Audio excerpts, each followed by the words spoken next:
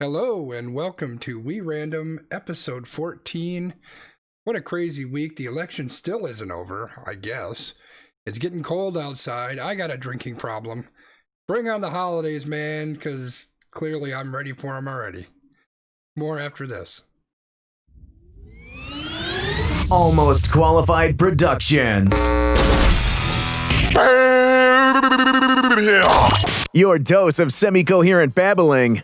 Welcome to We Random, episode 14. I'm Brian. That's Christopher. Say hello to the people, Christopher. Hello, people. Today, we have a very special episode as this is our first episode streamed on the Scanzi Twitch channel. So, Yeah, buddy. if you would like us to continue this, you'll want to make sure to follow our good friend Scanzi on Twitch at www.twitch.tv/Scanzi. SKONZII. That's it. So today we will go through some randomly selected topics from our Wheel of Doom. We will give you all of our opinions, and then at the end we will have another spectacular draft for you. How does that sound as a run for what we're going to do today, Christopher? It works for me, man. I say let's do it.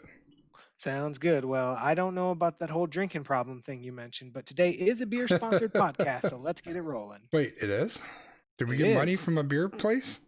We did not, but Oh. we sponsored ourselves. Oh, that seems fair. All right, I'm going to spin this wheel. All right. Well, we're going to start off right off the bat, although the browser didn't quite work in my stream there, but we're going to do election fraud. B, what's that all about? Oh boy, yeah, I was waiting for it to come up in the browser, so that's why I'm like, So this is titled Fraud.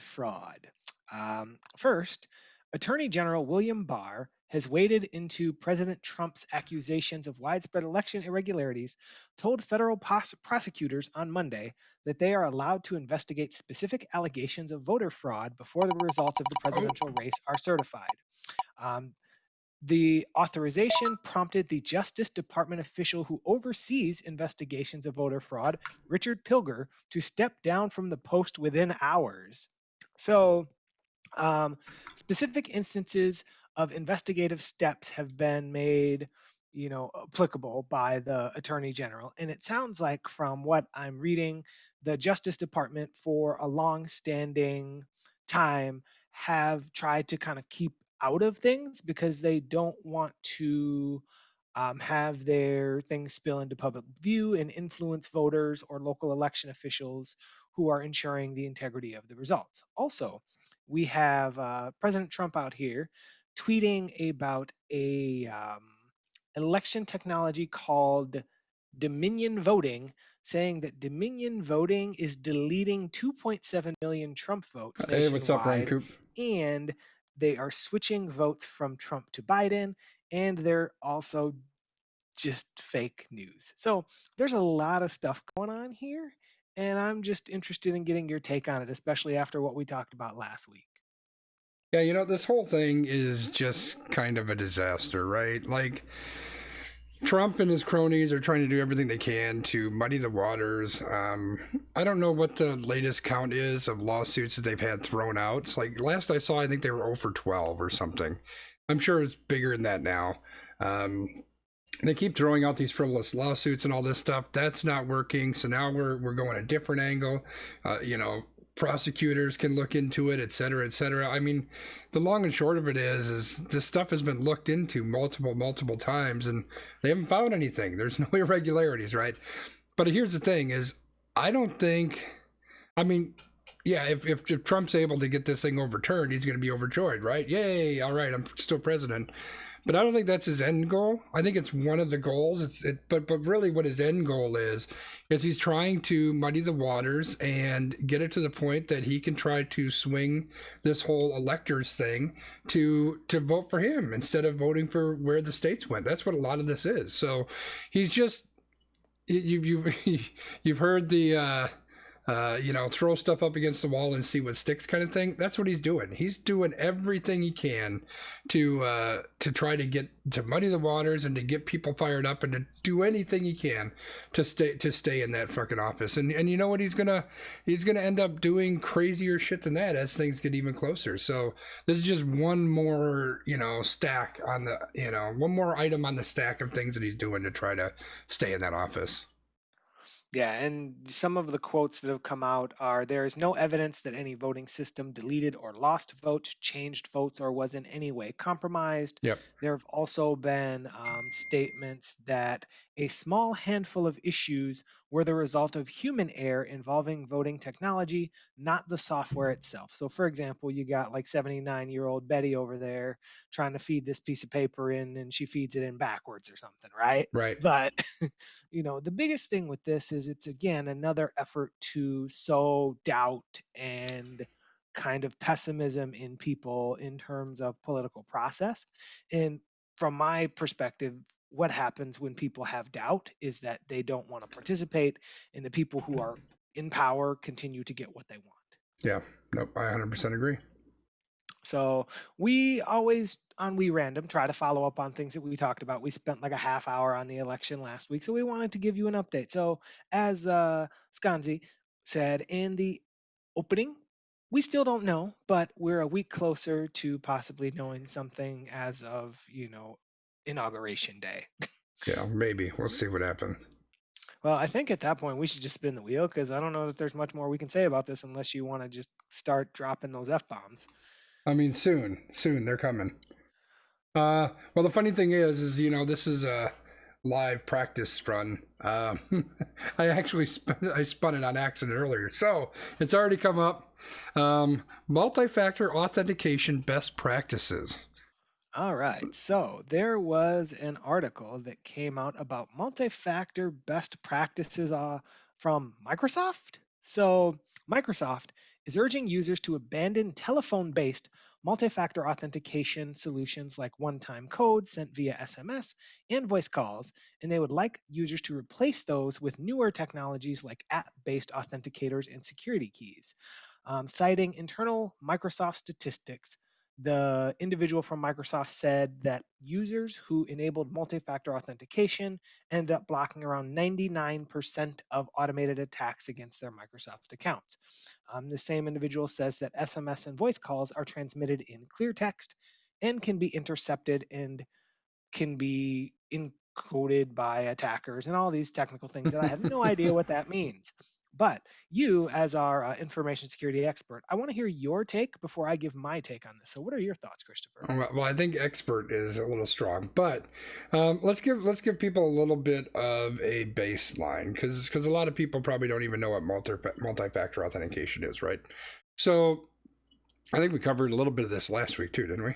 One of these recent weeks. So, multi-factor authentication is a way for sites that you are signing into, whether it's a website or an application or your bank or whatever the case may be. It's a way for them to authenticate you beyond just a username and password. Because if you listen to anybody in the security sphere, a password is horrible protection for online accounts. So multi-factor authentication is a second form. Now, the way that this primarily takes right now is it sends an SMS to your phone. So you log into your bank says, hey, this is a different device than you used before, or we need to authenticate you again, an extra authentication, before we'll allow you to withdraw X amount of dollars, or whatever the case may be. So in order to do that, they'll send you a code. It's normally a 4, a 6, or an 8-digit number, and they send it via SMS to your phone. That's the way that it happens for most people. And what Microsoft is really talking about, which is 100% accurate, which is, I kind of put it on here just so I could spout a little bit about that, is that SMS is very insecure is the word I want. Very insecure. It's very easy for people to grab that information. On top of that, what we're seeing a lot in the industry that I work in the cell phone industry, is fraudsters are attacking that cell phone and trying to get access to your phone number. And they don't care about your phone number. They don't want to get the phone call from your grandma. They don't care about that. But what they want to do is they then want to log into your bank and get that SMS that's sent to your number that they now control. Now they can log into your bank. So what Microsoft is talking about is don't use that SMS option. Shut that off and instead get an application. I use an application called Authy, A-U-T-H-Y. It's a free application. LastPass is the password manager that I use. They also have an authentication app. Microsoft has an authentication app, which I'm sure is part of their play here too. Use an application. And the way that the application works is when I log into a certain site, it'll say, hey, you need to enter your authentication code. I get into my phone, I go into the application, I pull it up, and I have the number that I then add in. Is it a little bit of a pain in the neck? Yes, it's a little bit of a pain in the neck. For instance, the other day we logged into Apex, and Apex said, hey, wait a second, you need to log in. Okay, fine. In order to log in, I had to log into the EA thing. So I logged into EA, and it said, okay, but now you need your code. So I gave them my code, and then it said, okay, well, we need to link up with Twitch. So I signed into Twitch, and then Twitch said, but wait, we need your code. So then I had to give them my code. And I think there was a third one. I think Amazon needed my code too. It was a mess, right? It's a little bit of the pain in the neck, but I'm also ultra secure that no one's going to steal my stuff. So I spouted a whole bunch of information there. The long and short of it is you should have multi-factor authentication on any account that will support it. Most specifically, any banking accounts, any email accounts, social media accounts should definitely have multi-factor authentication. And get an application. Get an app on your phone, Authy or another one. Google Authenticator is one that a lot of people use. And use that authenticator to get that multi-factor authentication. It's going to make you a whole lot more safe. So that's kind of where I'm at, B. What do you got?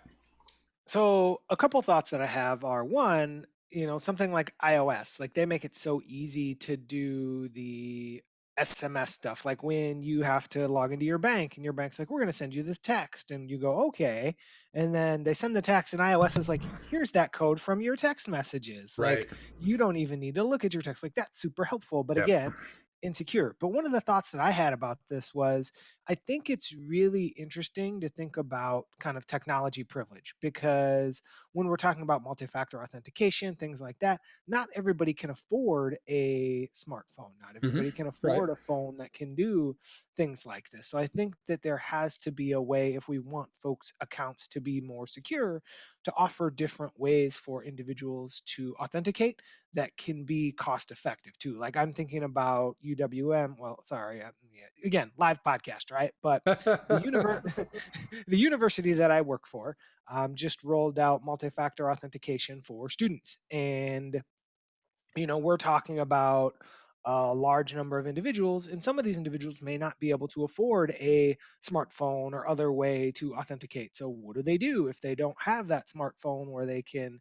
do this authentication? Can they do it from a web? Like how can they do it? So that's been kind of an ongoing conversation with our IT team and all the things like that. But that's really what it makes me think about, is like, for you and I, like we're both technology literate individuals. Like we can figure out tech, but for somebody who is not, or somebody who doesn't have the physical means, again, because multi-factor is something that and then something that you have. So if you don't have like what do you do then? But I definitely feel like the app thing, like I was skeptical at first, because for my work I have to use a specific app, but it's become really helpful, and technology has even helped me more with that, because the app has a push notification to my Apple Watch, and then as long as I'm wearing my Apple Watch and my phone is in reach, when I have to authenticate, instead of picking up my phone and logging in and doing whatever, I can just boop, hit the button on my watch, and it's good to go. So there are definitely ways, if you are A, technologically savvy, and B, entitled enough to have the funds to afford these things. But I think it's definitely helpful. Yeah, and I think the other thing too is you have to look at what your risk factor is, right? So everyone's at risk to some degree. Let's be honest. If somebody who is a skilled hacker or a skilled fraudster, if they are targeting you specifically, they're probably going to get your information. But overall, what we can do is make it as difficult as possible for them. And not while I'm in the chat said, I'm too lazy to look for all those codes. And I get that. A lot of people are. And that's why a lot of people don't use multi-factor authentication. But I think that it comes with a risk. And so you have to weigh that risk, right? I don't use multi-factor on every single website. But if there's a website that's got my credit card or banking information, if it's a website that has social media or access to my email, I'm going to put multi-factor on those because those are the accounts that people are going to be more interested in trying to access because it's going to give them additional access. So the thing to think about it is, yes, they're interested in that one specific attack vector, but they're also very interested in getting in there because they can gather more information. And by gathering more information, it allows them to build a better database of who you are as a person that they can then use all over the place. So yes, I agree with you, Wam. It's not easy. It can be a pain in the neck. Like I mentioned the other day, I had to go code after code after code. Every time I try to use PayPal to pay for something, which should be super simple, I have to get my phone out because I have to put a code in. But I am okay with going through those extra steps because I would much rather have that than wake up one day and not be able to access my phone, or access my phone but then have a call from my bank that says, hey, why did you withdraw all your money? I didn't, right? That's what I'm really trying to get around. So that's why I recommend this really for everybody. Makes sense. So I think that was a very good lesson for everyone. So thank you. Again, you are our information security expert. Expert. All right, let's spin and see what we got. And I apologize, chat, that the wheel's not spinning on the screen. We're going to work on that. All right, so there was something in here about officers in, I think it was Los Angeles. What's going on there? Yes. So we talked earlier this summer about the different protests and riots and things that were happening. So, for example, there was even that event in California where a person ran up on a police car and shot two officers. So there was a survey done by the officers union in California. And for the LA police officers in particular, 9 out of 10 Los Angeles Police I get Department it, Juan. officers did not feel Perfectly fine. supported by their chief and did not believe he or other commanders provided strong leadership during recent protests and unrest. Many officers said that the police chief, Michael Moore, should resign, accusing him in comments they submitted with the survey of cowering to the Black Lives Matter protesters, pandering to city politicians, and not having an organized plan during the unrest. Part of the survey said that nearly 70% of respondents said the department was unprepared for the protests following the George Floyd murder, and 40% of respondents said that they were thinking of leaving the force based on the lack of support and guidance. These results were published in the last week in the newsletter that the union publishes, and they were saying that morale is a definite issue that we need to look at right now as we're at a critical time in American policing. So the numbers, to give you a context, 2,700 of the department's 10,000 plus members participated in the survey. So it's about like 25-ish% you can cut that to. So I don't know that that's an overwhelming majority, but it's a lot of that, It's a big number. 2,700, right? So the police chief came out and said that he promised to do better. And he said that he acknowledges their comments and he is committed to doing a better job. And one of the big things is that some law enforcement experts too were speaking out about this, and they were saying that it is important to note that the survey reflects a long trend in policing wherein officers and police unions are concerned about leadership whenever they are confronted with broad societal criticism. And it needs to be recognized that with many institutions, including policing, there is a significant gap between management and the individuals who are in the rank and file, in which those individuals who are on the streets or in those lower level positions feel that management are adversaries rather than supporters. Yeah, I think this doesn't surprise me. And I think that, excuse me, I think that we would, if we had a similar survey with police departments throughout the country, I think we would probably see this as more the norm than the exception right now. Because if you think about it, there's a lot of changes that are at least being talked about for police departments, and I'd say there are changes that are happening in police departments. There's a ton of protests that happen for very, very legitimate reasons. And there's a lot of concern on the way that things are happening in these police departments behind the thin blue line, right? So I think if I was in that position as a police officer, I would immediately be on edge, period. But then you have to look at the people who are in charge, and they really have to, speaking of thin lines, right? They're walking on a very thin line because they need to listen to what's being asked of them. Because if you don't, then who knows where this thing goes, right? So you have to listen to what's being asked, and at the same time, you have to acknowledge when there is or may be an issue there or a problem. At the same time, you do want to support the group of people that look up to you, that report to you. So it's not an easy position to be in. Leadership positions, which I've held, multiple leadership positions over my career, nothing nearly as robust as this, but leadership can be difficult because you do have to support your people, but you also have to hold your people accountable. And I didn't have the added piece of that, which is the public pressure and the public scrutiny. I didn't have any of that, but that even adds to it, right? That even makes it more. So this is not surprising to me, and I don't envy people who are in this position. I do think that it will be very, very telling how they react to this, because they do have to balance both sides. And I think we have seen tons and tons of evidence that the police departments in this country right now have a lot of issues that need to be taken care of. And unfortunately, I mean, if we said there was 27%, right? 2,700 people took this survey. They're not all good cops. I mean, I'm just going to put it out there. It's too big of a number. They're not all good cops, period. They're just not going to all be good cops.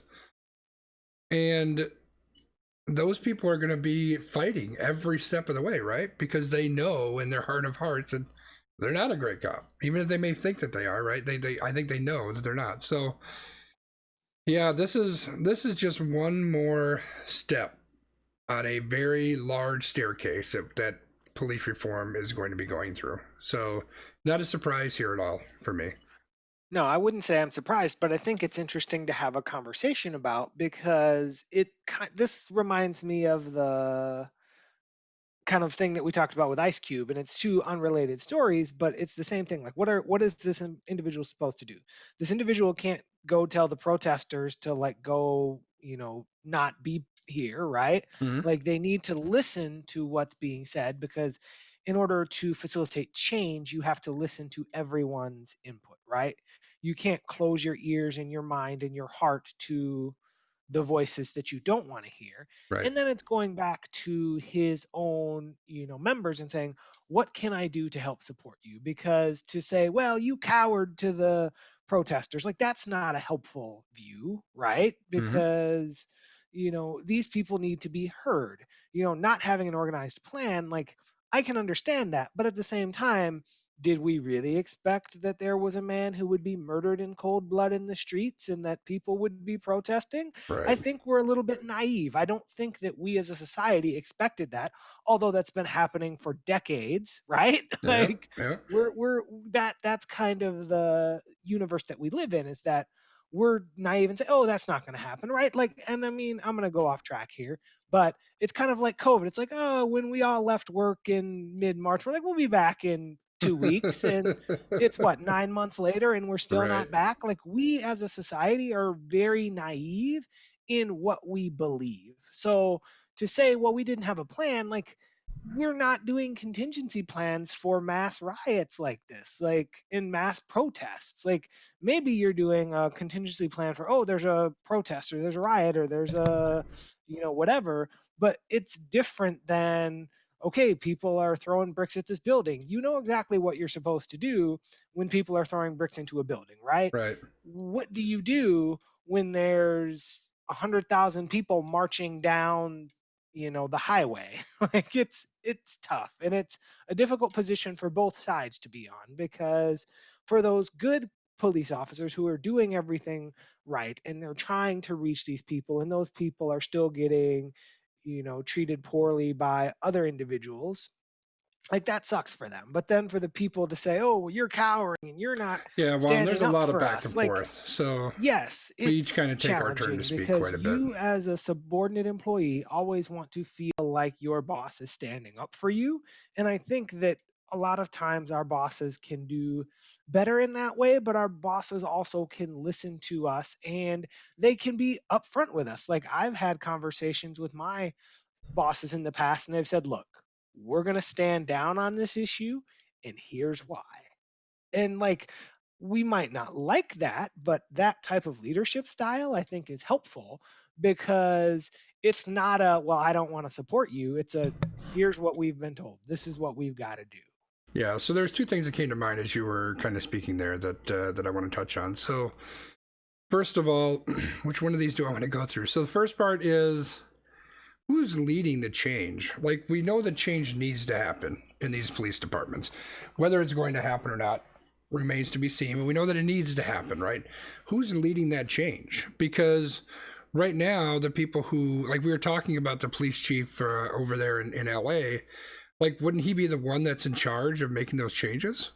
Like he's also a part of the problem to some degree, right? I'm not saying he's a bad cop, but like these are his people. It's under his charge. So in a way, he's part of that problem. So how can he be the one that's then responsible for reviewing everything and making changes? So I feel like these changes that need to happen, they have to go way beyond just the rank and file, right? It has to go beyond the leadership that's currently there. And I think that's a very interesting thing too. And what is the police chief's role?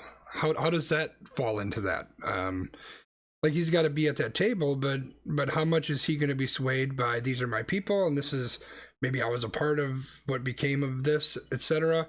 But also I need to help make a change. So I think that's a very interesting duality in all of this as well. And it'll be interesting to see how cities and states and countries and everybody what they do, what kind of, like we talked a couple weeks ago about some different councils that were being put together in Madison, and I think one in the state where they for oversight, Ryan Coop in the chat just mentioned that there needs to be an oversight committee, which some people are doing, right? So in Madison, they're doing that. And then there's one possibly in the state. So I think there needs to be some of that. The other thing that really that stuck out to me when you were talking was you're talking about, how do we handle riots and how do we handle protests and these kind of things. And I think there's some training for that, right? Like I know a friend of mine who's a cop, like they go through training and like riot training and these kind of things. So there's some training there. I think the really big thing that they don't know how to deal with, and I don't know that any of us really know how to deal with it, is the systematic change that needs to happen, right? Because this is like your entire world is being blown up. Like my company goes through a reorganization every 2 years or something where they shake stuff up. Some people lose their jobs, some people get different jobs, or they move to different places, or your leadership changes, whatever, stuff like that. But this is way beyond that, right? This is like fundamentally changing everything that they do potentially, right? Like we may be cutting workforce, we may be, you may be taking a social worker and a psychologist and a doctor with you on every call that you go out to that might have certain mental illness issues or whatever the case may be. I mean, this is like a fundamental rewriting of the entire police force. At least that's what a lot of people are asking for. That's certainly what I'm asking for. Whether that happens or not, I don't know. But I think that's another thing where when you're talking to police officers, that's a super huge unknown. Like not only is it an unknown that, if I'm an asshole cop, now I can't be an asshole cop, right? There's that unknown. There's the unknown that I may lose my job. There's the unknown that I don't know what my job is going to be next week or 6 months from now. There's a lot of unknowns there. So I think that's the other thing that a lot of people are going to have to, these cops are going to have to deal with. And let's be honest, not all cops are bad, right? I know that's a popular phrase online, right? There's a hashtag ACAB or something, right? I don't buy that. I'm 100% not there. I think that there's probably a lot of gray area for a lot of cops, but I've known quite a few cops. One of my closest friends is a cop. I know that there are some good cops out there, but there's also a lot of bad cops, and we need to get them out. But this goes way beyond just individual good or bad cops, and it's about the system. It's about people who are doing things they shouldn't be doing, and it's about just doing things differently and doing things better. Right. And I think it's also about sitting at that table and having these conversations like, okay, you guys are feeling some kind of way about this. How can we help? Because again, sometimes there are things that we can't change. Like they might not be able to change this public perception of police officers, but what can we do as the police administration to support? So I think it'll be interesting, like you said, to see how all of this moves going forward. But again, I thought that this would be a good one to follow up on, since we've talked a lot about police and police reform and kind of how, the public is perceiving the police force. So it's also interesting now to see how individuals in the force are perceiving how things are going. Yeah, Ron Coop had a good comment in the chat that I want to throw out there too. Is one thing that needs to happen in the police force, and I would argue this goes well beyond the police force, right? This is society as a whole, because God knows that we've been seeing it fucking everywhere. Is we need to root out the people with the deep-rooted biases, with the prejudices, right? And he said people need to be trained how to deal with people instead of just being trained how to fight and arrest people. Which I think there's some of that going on, but it's like, I think it's a specialty kind of thing, right? Like in the restaurant business, you've got somebody who is your fish chef, and you've got somebody who's your sous chef, or you got someone who's your pastry chef, right? You have those specialties, and I think that's what this needs to be, because in a lot of ways, police are all of it, right? They need to be, protectors. They need to be, law experts to some degree. They need to be mental health counselor type. Like, there's so many different hats that they need to wear. There's no reason they should have to do that. We're asking way too much of them. Like, they should have a very specific, nuanced role, and that's their role.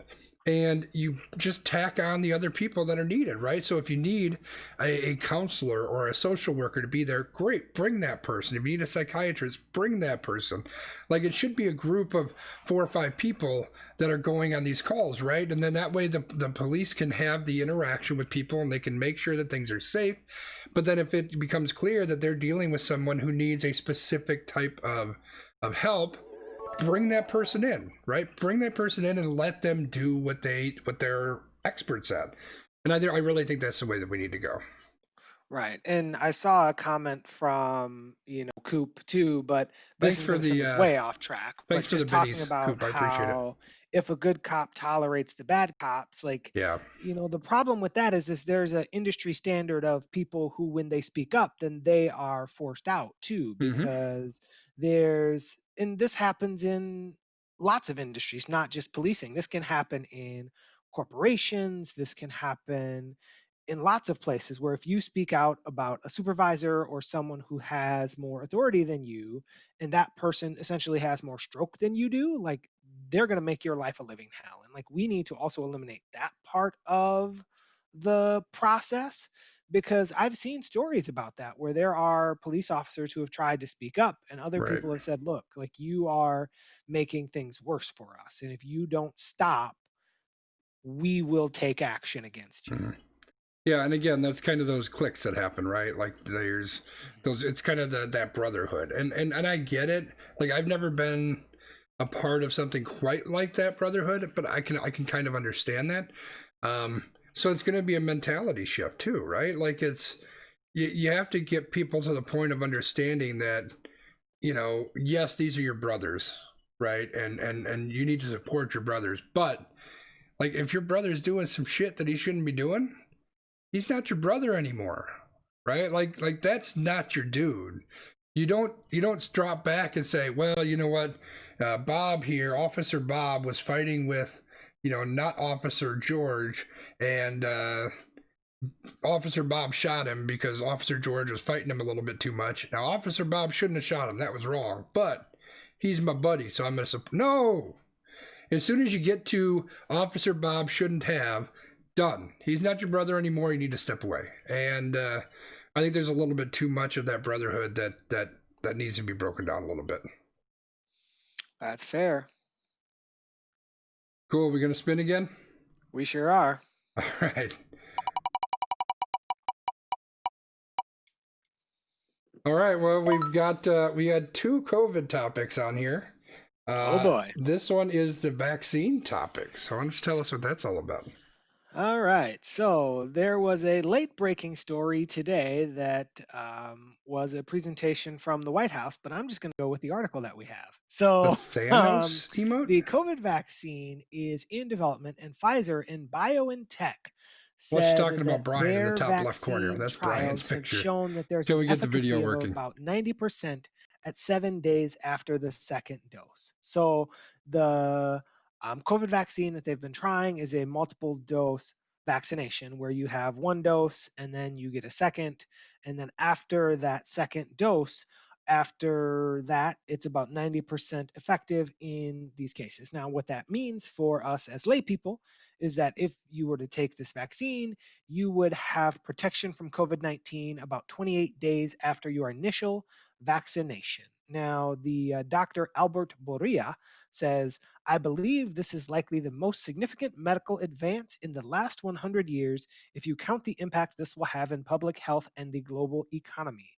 Scientists, generally speaking, were hoping for a vaccine that is at least 75% effective, while the White House coronavirus advisor has said that one that is at least 50 to 60% effective would be acceptable, according to the article. Now, the testing showed that they had a trial of about 43,000 people, and about 94 of those still had confirmed infections after the vaccination. So that's why it's like the 90% ish. Right. So what they're saying right now is that the vaccine could be available in limited use as early as late this year and widely available by the third quarter of 2021. So like right around next fall-ish. So Yep. the White House came out and did their presentation about this today, and it was a lot of "we are the best," but this is the real information. So I feel like my personal opinion on this is that it's great that there is a vaccine. Obviously, I think that this is something that everyone can agree on. If this is something that has been scientifically tested, scientifically validated, and it's something that will work for a majority of people, I think that that's great. Now, I really would be hopeful that the individuals who can get access to this first are the individuals who would need it most. So, for example, in my case, I probably wouldn't be someone who is high on that priority list because right now I can work from home. I don't have a need to leave and interact outside of my own home or my own pod. But for individuals who must be out and about for their work, who must be about for family and friends and taking care of other people, hopefully those individuals are the people who have access to this first. Yeah, I think that's that kind of goes without saying, right? We need the people who are in a situation where they need to be around people more often, right? So first responders, people who work in, grocery stores, the essential workers as they call them, get them the vaccine first. But this is super exciting. Like 90% is insanely good. I think the thing is that people. I think the issue that we're going to run into is that people are going to. They're going to look at a vaccine as we are back to quote unquote normal, right? So, hey, we've got a vaccine now, so everybody can go back to the bars because, God damn it, I need to go to the bar. And we can go back to all the normal stuff we used to do. And that's not necessarily the case. Like, I think we still need to be careful. We still need to, wear masks when we can or when we're out and about people. And, we still need to limit some of that. But I think the problem is as soon as this starts to become available, I think people are just going to rush back out. And yes, the fact that if the vaccine is 90% successful, then we're not going to see a huge rush of cases, I think. But I think that's part of my concern is I think that we're going to rush back to the quote unquote normal lifestyle quicker than what we need to. But that said, I mean, this is still super, super exciting news. As someone who dealt with and is dealing with COVID, it's not good. So Do I have permission to be a dick? yeah, be a dick. Go for it. Are we not just rushing out and doing whatever we want to right now? I mean, look at the That's true. cases. Like, Yeah, that's people true. are doing what they want to do, and people are ignoring the signs and the symptoms and the recommendations. So, I mean, at this point, the vaccine can only help, right? Because that way, hopefully, more people will have immunity, and that way, for those people who do want to go out and do whatever it is that they want to do, hopefully it will be a less, risk. What am I trying to say here? It will be a situation where there's less risk for the greater good. But there's a lot of hurdles still to clear with this, Yeah. obviously, because we don't know how it will react in certain people's bodies and things like that. But I think that it's still encouraging because this is one thing that will definitely help us continue to move forward in general. Yeah. Yeah, no, I agree. I think this is really this is good news. Like, it's good news. And if I can be a partisan hack, it's even better news that it came out after the election.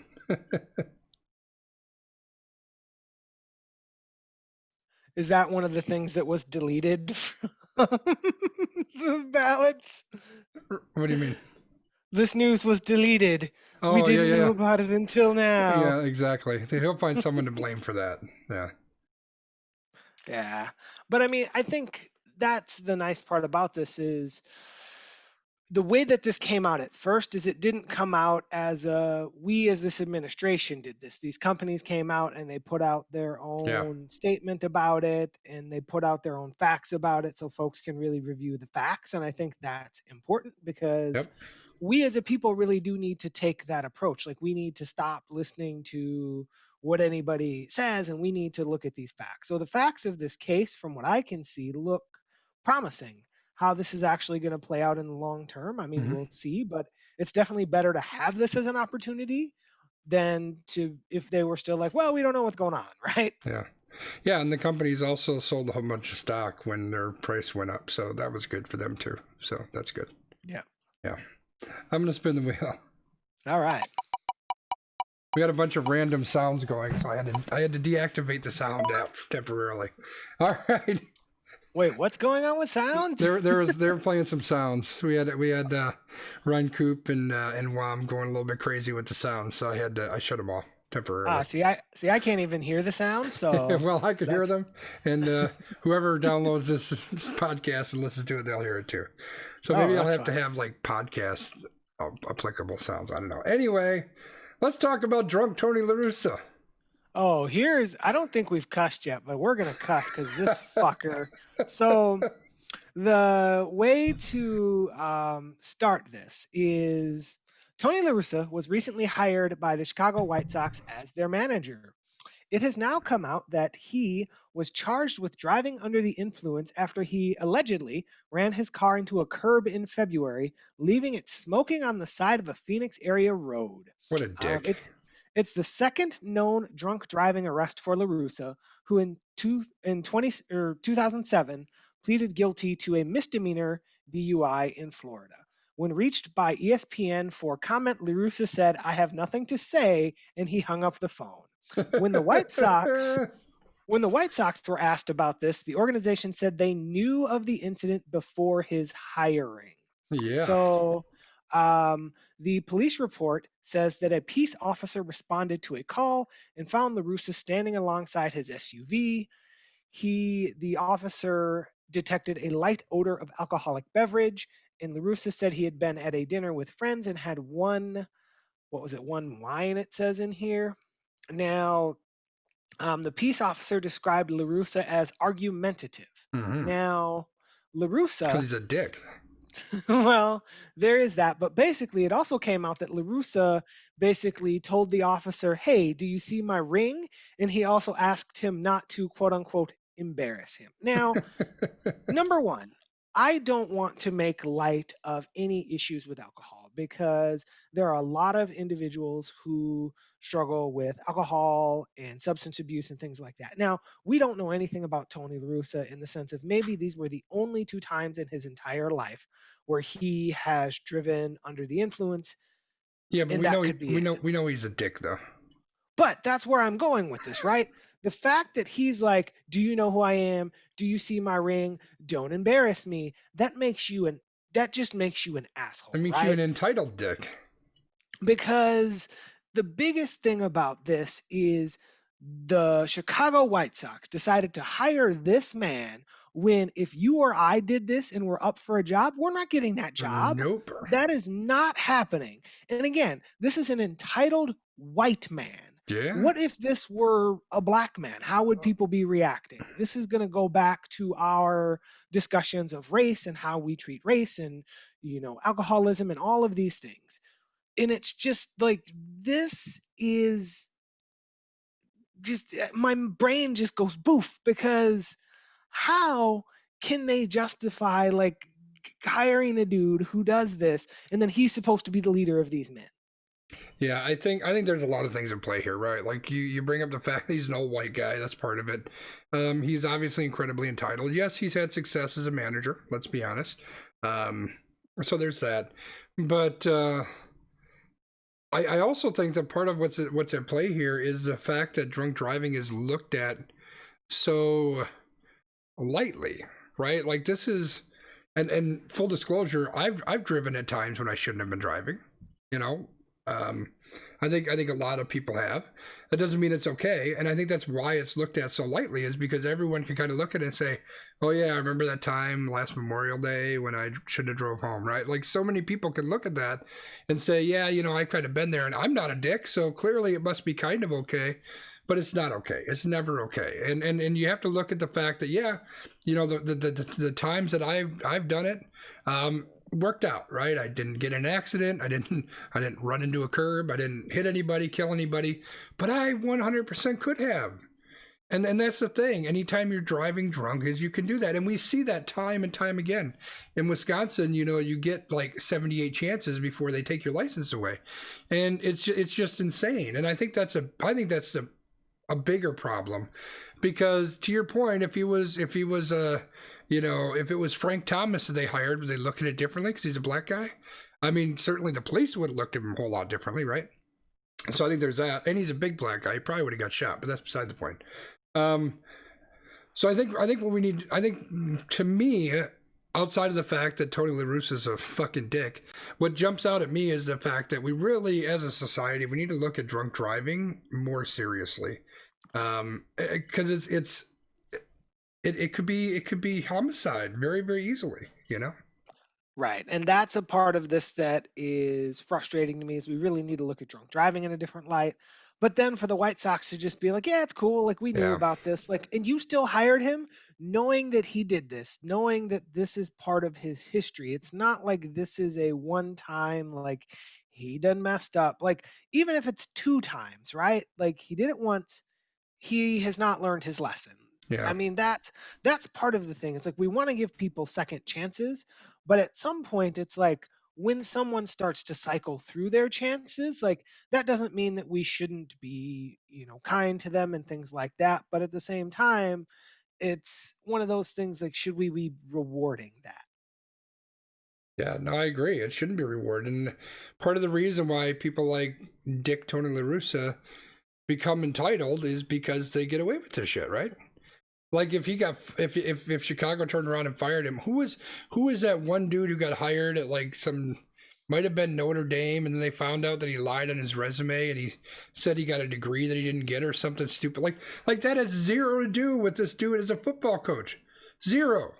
Zero to do. Like, who cares if he got his communications degree? Clearly, the guy could coach football. And they canned him like a day after he got hired. They're like, you didn't get that degree, you're fired. But then this guy's out there driving drunk, being a dick, and saying, "Hey, look at me, I'm so special. You don't mess with me up." And they're like, "Yeah, we knew about it. Who cares? We're just gonna hire him in anyway." It's just, it's irritates the shit out of me. Agreed. Are we spinning? We're spinning the wheel. All right, we got two left on here, B. I think we can get through. Probably get through them both. We're gonna start with iOS, and then we're gonna go to, I think it was, the last COVID topic. So. And this one, I'm actually going to shake it up a little bit. So, Okay. what the article that we saw about this was about was an application, and I don't remember the exact name. I think it's ISH or something. It's an app that iOS developers are using. It kind of gives them like a make-believe Linux shell, essentially. And Apple came back and said that this we're not going to put this in the App Store. We have issues with it. I'll be honest, I didn't look into what they specifically said that the issues were, but they said we got issues. It's not going into the App Store. So I thought that was worth mentioning, but I want to go at it from a different angle because, quite frankly, I don't know enough about what this app does or why someone would want to use it. It's a little bit beyond my quote unquote expertness, but and this is kind of a trend that we've been seeing with the App Store, is that Apple really clamps down on that App Store very heavily. There's a very popular lawsuit that's going on with Epic Games over Fortnite, and we talked about that a few weeks back, maybe a month ago or so. But I think you can look at it from a couple different ways. So first of all, Apple is like the biggest company in the world, right? So they can do kind of whatever they want to do, and sometimes they do dickish things like Tony LaRussa. Like the Fortnite thing, does it make sense? Does it not? I don't know, but on the flip side, there's a lot of shit in the Android app and the Android app market, Play Store, or whatever it is. Like you can get an app out there for anything, and they just, it's spam, it's garbage, there's viruses, it's a mess, and you don't get anywhere near as much of that in the App Store. So the fact that Apple keeps really close clamps on that makes it a much safer environment, which I prefer and I appreciate. But you also have to look at it, the fact that in a lot of ways it's almost monopoly-ish, right? Because you have to go through them to get on the App Store. Now, that's not to say that you can't put it on the Android, make an Android app or make a PC or maybe a Mac app, although I think they've got a Mac store there too. But what are your thoughts on that, B? Like, I have a lot of technical chops. I really get into the technical stuff. I like to dig into some of this stuff, but in the grand scheme of things, I don't want to spend a shit ton of time, making sure, like researching everything around an application and make sure that it's working right and all of that. I just want to download freaking, the Facebook app or whatever the hell I want to download and know that it's going to be safe and I can use it and we're good to go. And that's the angle that Apple takes, although some people may look at it a little bit differently. So what are your thoughts on that? So I'm gonna make this my Zeke Elliott feed me of the week because Apple is like pay me, because Apple, the way that they're looking at this is they think of this from the security side, but they also think of it from the side of whatever you put on our store, we need to make sure that it's vetted. And some people like that, some people don't like that. So an app like this, it sounds like people are using this to like do just little random fun stuff that they want to do, and they're like, well, it doesn't have any risk. But Apple's like, nope, because if somebody does XYZ, it could be a security threat and it could mess lots of stuff up, so we're not having it. And in some ways people can be like, oh well, that's no fun, but again, I think that's one of the ways that makes Apple and the iOS and the iPhone stand out, because any user from a novice to a advanced user can go on there and kind of feel safe using things. Right now, if you download random game that has in-store app purchases and you go and do all the surveys to get coins and you're telling them your maiden name and your father's birthday and stuff, like, you shouldn't do that, right? Right. But like, there are levels of security that Apple has built in. And like you said, I think that is helpful. So while yes, it's a little bit frustrating and kind of like no fun league-ish at times, because maybe you can't always have the app that you want. For example, and I don't even want to say this because it's going to probably spoil our draft, but there's a specific app that like Apple bought, and then they're like, nah, you can't have this on the Google Play Store anymore. It's ours now. Yeah. Like, but if something happened on the flip side like that, if Google or something bought an app like that, then Google would have to play nice with Apple to get that on the App Store, and Google probably wouldn't do that, and then iOS users would just be out of luck, right? So I think that's kind of the give and take here. Yeah, and Historical Gamer had a good point in the chat here that, and I'm just going to kind of paraphrase rather than read the whole thing, but basically you could have an application that works perfectly fine, but then Apple changes up part of their rules for whatever reason, and now that app isn't something that you can access. Maybe you don't have access to the app anymore. This is something you might have paid money for, and you lose that. So yeah, I think that's a good point too. I think there's a lot of positives and negatives, right? Like there's times that I want to use a specific application that isn't available in the App Store, and maybe I can get it to kind of work around the security on the phone. Maybe I can't, and I think that I should have the ability to do that. But again, now you are opening up things for people who maybe aren't of the technical ability that they should be doing those kind of things, right? You're opening up the security to some degree. So I see it both ways. I personally am not impacted by it as far as I'm aware, so I'm okay with it. But I know that there's a lot of big app developers that have a lot of issues with this. And part of, we talked about the Epic Game Store or Epic Games. Like, they don't want to have to pay the cut that the iOS App Store takes, which I kind of get that too, right? So I think there's a lot of give and take here. In the end, I kind of side with the Apple side of things, but they're absolutely not 100% perfect. Not even close. That's fair. All right, should we spin the last one? Sure. I like how it spins, but it fills up the entire wheel. Right. All right, so this is all about staying home, B. You're not allowed to go out to the bar. What's this all about? Fill me in. So technically, you can do whatever you want because several states, including Wisconsin and Illinois, have launched stay-at-home advisories where citizens are urged to stay at home, only leave for essential business, and limit their interactions with others. Meanwhile, the House Democrats and GOP leaders are holding respective dinners for their new members Oh, that seems to make because sense. Yeah. because that's one way to really lose people's interest in buy-ins is to really advise them to like stay at home and don't do things, and then you're doing the exact thing that you're telling them that they shouldn't be Right. doing, Yeah. right? Yeah. Like, I feel like my personal opinion on these advisories is like, I understand why you have to do this. I don't feel like it's effective. I don't feel like it's useful. It's just one of those things where we are at a point where people as a whole have made their choice. They're either going to say, yes, I'm going to be cautious, or they've said, fuck you, I'm going to do what I want, and that's just how it's going to be. And that's unfortunate, but that honestly is the reality that I see because there are people who will go to restaurants and they'll complain the whole way that they have to wear a mask in this restaurant. And then they tip the waitress or waiter $1 because they're mad. Well, you made me wear a mask. And it's like, Right. really? Like, why? You are utilizing a service and you are getting this service, but you're still mad about the way that that service is provided to you.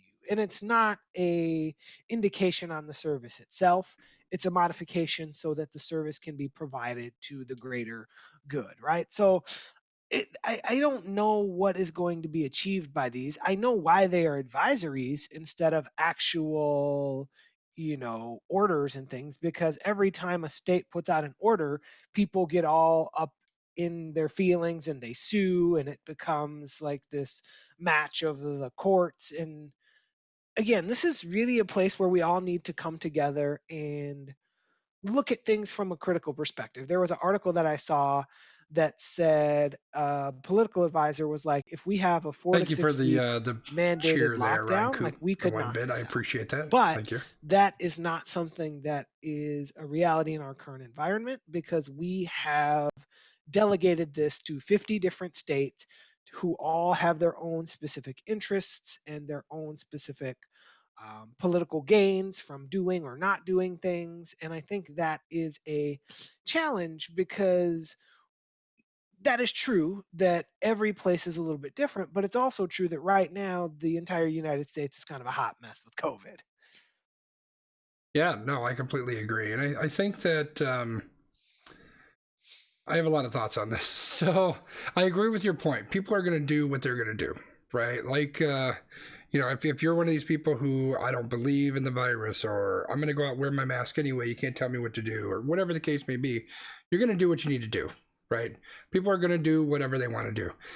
That said, I do think that it's very, very important that our elected officials or the people that are in charge are making sure that people are up to date, that they know what's going on. I think they still need to share information as to what you should be doing, what you need to be doing, et cetera, right? Like when you're a kid, your mom's still going to tell you what you shouldn't do, but you're going to go out and you're going to do whatever you need to do, right? Whatever you want to do, you're going to go out and do it anyway. But it's still their responsibility to make sure that people are aware of what's happening and aware of what the right thing to do is and aware of, what we need to do to try to protect ourselves. So, yeah, I agree that a lot of people aren't probably going to do it, but I think people still need to the people who are in charge, the elected officials, I think they still need to share that information. I think the other thing too is, you know, how far do we go towards actually enforcing it, right? So, God, I don't remember what I read. There was somewhere where someone was like, we're going to enforce it. You have to be wearing a mask. I don't remember where that was at. It wasn't here local, but like, how does that look? Like, are you going to fine people if they're not wearing a mask? Are you going to try to arrest people if they're not wearing a mask? I mean, don't get me wrong, as somebody who got COVID, is dealing with COVID right now, it's not fun, and nobody should have to deal with that shit, and people need to protect themselves and help protect other people. But like, to what degree, right? Like, how far do we push that? Like, I've got a lot of friends who are up in arms about the mask mandates and all of that. It's like, you're stealing my liberties and I should be able to whatever, blah blah blah. And some of it's bullshit, but some of it isn't, right? I think there's an element there that does kind of make sense. So I think there's a very, very fine balance there. Right. And, there's a comment in the chat that talks about COVID fatigue, where people are kind of tired of putting their lives on hold and it's Yeah, just a difficult situation. And I mean, and I think that's true. And I think some of that is a mentality piece, though, as well, because there is a middle ground here that I think a lot of people are missing, right? A lot of people I want it to be like it was in February of 2020 when I could go to a sporting event and sit elbow to elbow with these random people that I don't know and drink 6 beers and it was great, right? Like a lot of people want that instead of, hey, I got to make a reservation at this restaurant to sit 10 feet away from another table. Like, I feel like there's a middle ground that if we had that middle ground, like that would allow us to still do things that we want to do in what I would call a random chance environment, because sometimes random chance is still going to get you and sure. there's nothing that you can do about it. But if you're doing things in a way where you're increasing your odds, then like that I think is really what we want to try to discourage versus, hey, you did everything that you could, but this just happened because it is a global pandemic and this thing is really tough. Yeah, and I think COVID fatigue is an important thing that people need to be aware of and need to talk about it, right? So, full disclosure, this podcast almost didn't get recorded tonight because I was going to go out and I was going to hang with a couple friends, very, very far away from a couple friends, and in a very, very large building with good ventilation. And when I woke up this morning, first of all, I am outside of the being contagious portion of COVID, for the record. But I woke up this morning and I'm reading through the news, and like the first headline is, make sure you're not gathering with people this holiday because you can spread COVID, et cetera, et cetera, et cetera, et cetera, right? And I'm reading these couple of stories and I'm like, I can't do that. I'm not going to get it. Like there's pretty good evidence that you're not going to get reinfected immediately, like within 3 months or so. So I'm probably not going to get it again. I'm beyond the contagious period, so I'm not going to give it to anybody. So we're probably going to be perfectly fine. But is it worth that risk? It's just to hang out for a couple hours? It's really not. I'm going to be spending the holidays alone, like a lot of us are going to be, right? So I think it's very important that we talk about that COVID fatigue, which is a great point. It's an important thing to talk about. And to your point, historical gamer, is it's going to get worse, right? It's people are going to really get sick and tired. I mean, people are already tired of it, right? Like just sitting at home all the time and I can't go out, even if it's just to go out and get something to eat. Just go to the Olive Garden, for God's sake. I want my fucking breadsticks. And you can't do that, or you shouldn't do that, right? It's tough, and it's going to get tougher. And we talk about vacations and using time off and all of that, right? It's there's a lot of stickiness to it, and there's a lot of different angles to it. It's not easy. It's just not easy. And it's not going to get any easier either. I would agree with that. It's just one of those things where, and I think this is, I'm going to save it because this is going to be part of my extra point. Okay, cool. If you die of COVID, I'm going to beat you back to life. Well, I appreciate that, Wom. I'm pretty sure I'm not going to let this son of a bitch beat me, though. I'm gonna come through this. I may have to deal with a few things, but we're going to come through this. All right, so this is the point where we do our random rankings. So we do this Yay, every yay. week. We do this every week. We come up with some weird draft type format. No, there's no spin. The wheel's not spinning. I got to work on the browser thing. Actually, it's over there. The browser thing for the stream, because that's not working right. But random rankings. So we do some sort of a draft kind of thing. Like we're sometimes we did a lot of food, right? Like the best fair foods or the best Halloween candy or whatever.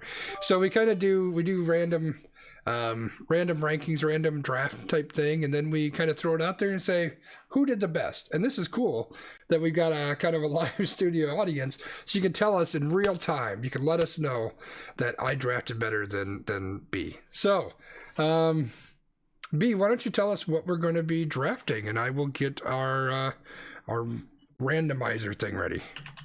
All right. So today, you just got a new iPhone. I didn't get a new iPhone because mine hasn't shipped yet. But let's say that we did. And sadly, when we tried to set up our new iPhone, iCloud backup failed. So we have to Oh restore our apps no! by downloading them. So today, Christopher and I will each draft the first 6 apps we would download. Now, here are the draft rules. We will get the basic iOS apps given to us for free. So we don't have to download Messenger and Calendar and Photo and Notes and like all that stuff. So these are more of those apps that we supplement the generic iOS apps with. But here's the catch. We cannot draft the same app, because that way we can't just both be like, well, we're both drafting Twitter, like, because that would be like that Packers draft that we did where we all drafted like the same players Right. for Yeah. one. Okay, all right. So this is Pornhub app number 1. I don't think that's going to happen, but appreciate you. Apparently, I did not know that was an app. All right, well then. I don't. Is it an app? Is it really an app? I don't think so. I don't know. I'm married. I don't know. I'm pretty sure Apple would not allow that on the App Store. If you say Parlor, I'm punching you in the dick. That seems fair. Okay. Are we ready to randomize this? Yes. All right, here we go. Randomize and go. Hey, I got number 1. Whew, and we can't pick the same ones, right? So this is super important to get number 1. Are we doing a snake draft? I'm guessing we probably are, right? Yes. Okay, snake draft. Well, this is easy. So we've talked a lot about password managers. So number 1 always for me is LastPass. That's always the first thing I download. So I have access to all my passwords on my phone. All right. And I want to say that the very interesting thing about this is when I just set my new phone up, I was this close to just wiping it clean and just starting fresh. So I would have had to go through this, but I decided not to do that. So, all right, LastPass, number 1. All right. So that puts me on the clock here. Now, I have my home screen set up in various ways, from the apps that I use the most to the apps that I use the least, right? Hey, don't hate on my password I am manager, going gamer. to draft directly from my home screen. So the first app that I want to download is going to be Twitter, because I spend okay. lots and lots of time on Twitter. So if I didn't have the Twitter app, going on Twitter I'm married. would be I don't know. kind of a Sounds pain. sus. So That's Twitter good. app would be one of the That's good. first that I download. Then the second app that I'm going to download, which this might actually be a little bit of a surprise, and I actually think I don't know. I'm torn between 2. I don't know that you're going to take one or the other, but I'm a little nervous. So I'm going to go with the proprietary app, and that app is Dark Sky. That is the app that I was okay. talking about before, that it was on iOS and Android, but then Apple bought it. Yeah. I love Dark Sky because you can get really accurate representations of weather. Now, before I lived in my basement forever, I I would be out and I would need to know, like, okay, I'm trying to catch this bus, but it's about to rain in 12 minutes, so I gotta go. So Dark Sky is a really helpful app for me. So Twitter and Dark Sky are going to be my first 2 picks, and please don't take the other app that I was considering. I'm pretty sure the 2 that I'm going to take will not be on your list. I I got called out that my password manager is very boring. That was a boring choice. Well, unfortunately, I'm going to bore you with a couple more choices because for me, it's really more about, functionality is most important. So the first thing that I am going to take, we talked about this earlier today, actually, is Authy. It's an authentication app. So yeah, I'm going to take Authy. I think that's an important one to get. I use like 7 authenticator apps, but we'll just wrap it all up into Authy. I think that's fair. And then the second one that I'm going to take, oh, just wait, you're going to love the next one even better. The next one is an app called Prism. So what is Prism, you say? Well, it's a bill pay app. And it's basically the only way all my bills get paid on time, because otherwise I would forget them all. And it reminds me when my bills are paid, need to be paid. I just go click, click, and my bill's paid, and I'm done. So, yeah, I know I'm boring, but I promise. How many are we picking? 5? 6? 6-ish. 6. We're going to do 6 apps. I promise that they'll be a little bit more fun in the last 3. Probably. Okay, so now that we have all of those things taken care of, I'm sorry, y'all. I It'll am get going to better. take the app that I thought that you were going to take from me. Now, this is not going to be a No popular porno. app No porno. because Apple already has an app for this, but let me tell you, their app fucking sucks. So we are going to go with Google Maps. Okay. Because Yeah. if you use the Apple Maps app, you, like Michael Scott, will end up in a lake somewhere when it tells you to turn right. And you're like, but there's a lake there. Turn right. Like, woof. So Google Maps is definitely one that I use a lot. I really do like the fact that I can do some of the invert color stuff with it and a lot of these things that are helpful in accessibility. Now, again, I feel like I'm taking all of the apps that I would use if I could actually leave my house. But That's fair. Yeah. now I'm also torn again between a couple of different apps, right? Uh-oh, is chat making fun of my pick? No. First of all, Historical Gamer asked if this is the retirement home podcast. And then and then Ryan Coop said, I'd draft the tapioca pudding first. Okay, so now back to our regularly scheduled programming. I am going to take the Amazon app because you know what I like Okay. doing? I like ordering things from my phone. And do you know what I don't like doing? Going online to a web browser to do it. So I can do it directly through the Amazon app. Okay. Yeah. All right. So Gamer asks if you have no apps that require passwords, you have no use for Authy. Well, you're probably right. All right. I'll spice it up a little bit. Okay. I'll pick something that's not that boring. Well, maybe I'll pick something that's not that boring. I'm purposely excluding all my work apps, which are always like the first ones to get downloaded, because I have to access my work stuff on my phone.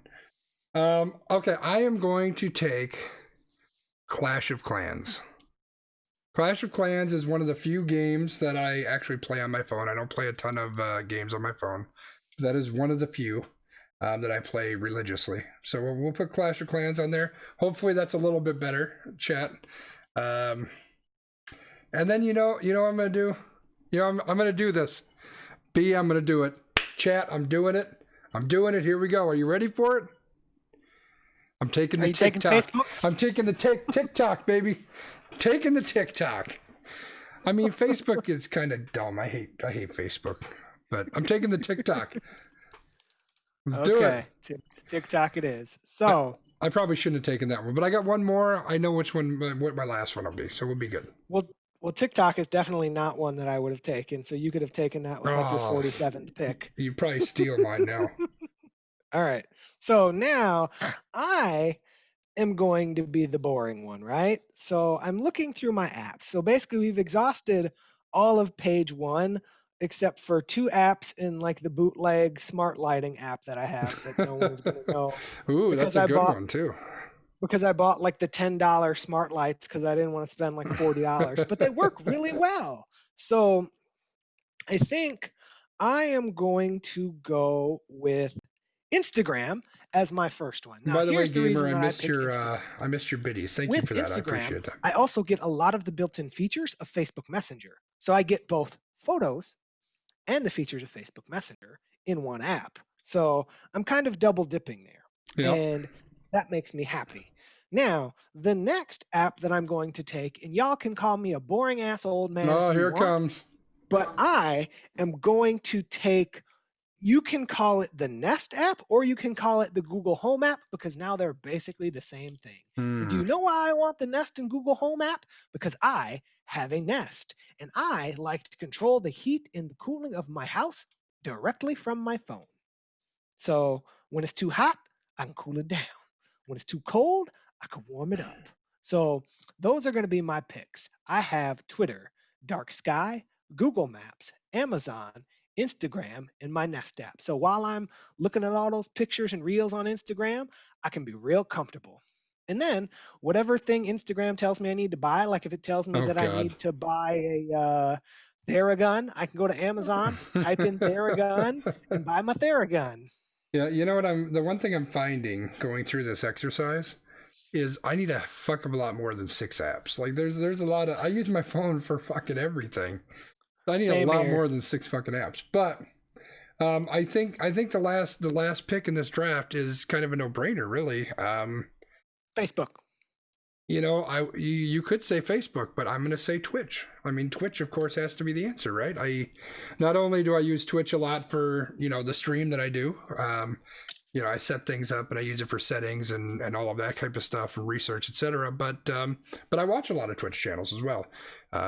So Twitch is going to be on my list. So there we go. That's the list. B, why don't you read out the list to our adoring fans who loved the draft that we did, and we'll see what they think. Who got the win? Who did better? I shall. So for Christopher Orsconzi's list, he took LastPass and Authy and Prism, which is a bill pay app, and Clash of Clans, TikTok, and Twitch. So what Christopher is doing is he is paying bills securely. He's watching lots of people do stuff, and then eventually he's doing like some side missions and things like that on Clash of Clans. Meanwhile, I have selected Twitter, Dark Sky, Google Maps, Amazon, Instagram, and my Nest app. So what I'm doing is I'm sitting in a climate controlled house trying to figure out how long it would take me to walk up to Jimmy John's to get a sub, or and I need to check dark sky and make sure that it's not going to rain or it's not going to snow before I put my mask on and walk up there. And then I can check Twitter to see how things are going and I can message Jimmy John's if my sub is messed up.